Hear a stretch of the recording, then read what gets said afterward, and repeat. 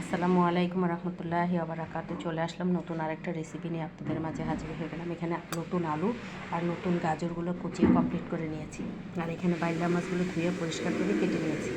আর এখানে দেখতেই পাচ্ছেন এই যে কাঁচামরিচ আর টমেটো আর পেঁয়াজ একসাথে কুচিয়ে নিয়েছি। এই যে আমি এখানে চলে যাচ্ছি, পেঁয়াজ কাঁচামরিচ পরিমাণ মতো আমি কড়াইয়ের মাঝে নিয়ে নিলাম। এখন চলে যাচ্ছি রান্নাতে। আমি একটা ছোট মাছের চচ্চড়ি করব, সেই জন্য এই যে এখানে এই যে টমেটো, কাঁচামরিচ, পেঁয়াজ, স্বাদ অনুযায়ী কাঁচামরিচগুলো অত ঝাল না অবশ্যই, আর আমি ঝাল তেমন খাই না, সেই জন্য অল্প কাঁচামরিচ নিয়েছি আর পেঁয়াজ কুচি নিয়েছি। আর এখানে মশলার পরিমাণটা নিয়েছি খুবই অল্প পরিমাণ, হাফ চামচ হলুদের গুঁড়া, হাফ চামচ ধনের গুঁড়া, হাফ চামচের অল্প পরিমাণ কম জিরার গুঁড়া, আর এখানে হাফ চামচের কম লাল মরিচের গুঁড়া, 1 চামচ লবণ। আমি এই যে মিক্সনটা এই যে এখানে মিক্স করে দিলাম, আর এখানে এই যে টমেটো গাজরগুলো দিয়ে দিলাম,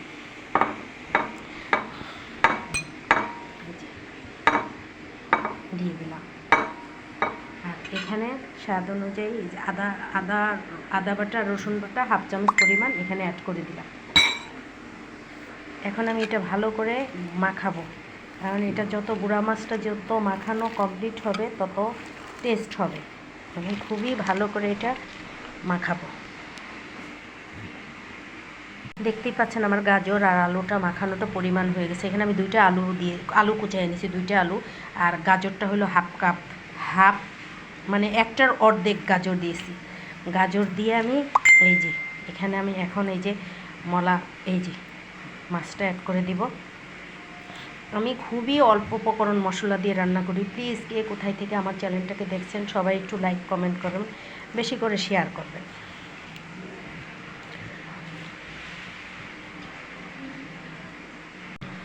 এই যে এখানে অল্প পরিমাণ তেল, আমি খুবই অল্প উপকরণ তেল দিয়ে রান্না করি। এই যে তেলটা আর মাছটা সব কিছুই আমি ভালো করে মাখায় নিলাম, একটা মাখা মাখা করে এই তরকারিটা রান্না করব।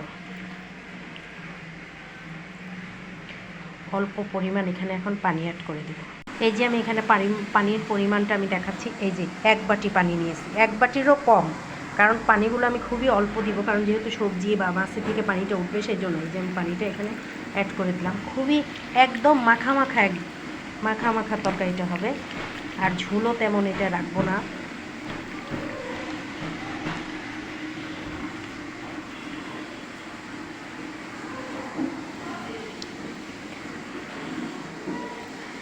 আসলে আমি কী রেসিপি দেবো প্রতিদিন টেনশন করি, আসলে আমি কী রেসিপি দেবো, আমি তো কোনো রেসিপি পারি না, দিতেও পারি না।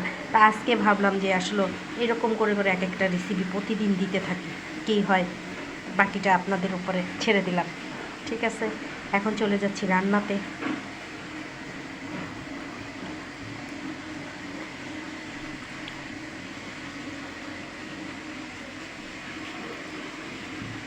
এই যে আমার কমপ্লিট হয়ে গেছে, আমি এখন এই যে চলে যাব রান্নাতে। এই যে আমি চুলায় বসাই দিলাম, এখন আমি চুলাটা অন করে দিই। আমি চুলাটা এখন অন করে দিছি, আর লবণটা আমি পরিমাণ মতো 1 চামচ দিছি, যদি পরবর্তীতে লবণটা লাগে তারপর আমি লবণটা দিব আর ধনেপাতাটা দিব। এখন আমি ঢেকে দিচ্ছি, এই যে ঢেকে দিচ্ছি, এখন রান্না পর্যন্ত অপেক্ষা করব।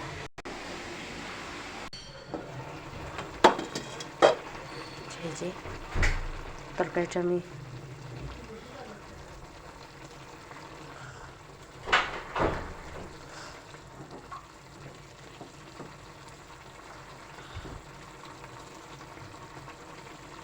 খুবই অল্প উপকরণ মশলা দিয়ে আমি রান্নার চেষ্টা করি।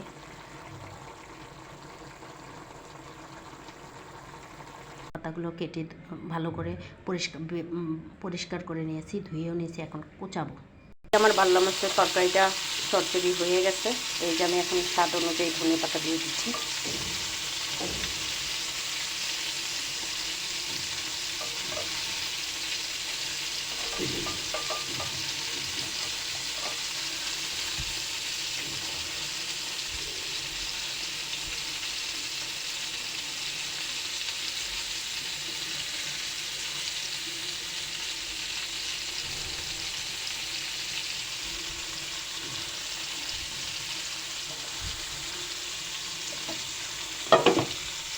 আমার রান্নাটা কমপ্লিট হয়ে গেছে, আমি এখন পরিবেশন করে দেখাচ্ছি।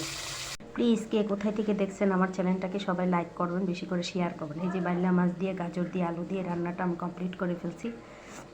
আসসালামু আলাইকুম রহমতুল্লাহি ওয়া বারাকাতুহু। ফিরে আসবো নতুন আরেকটা রেসিপি নিয়ে।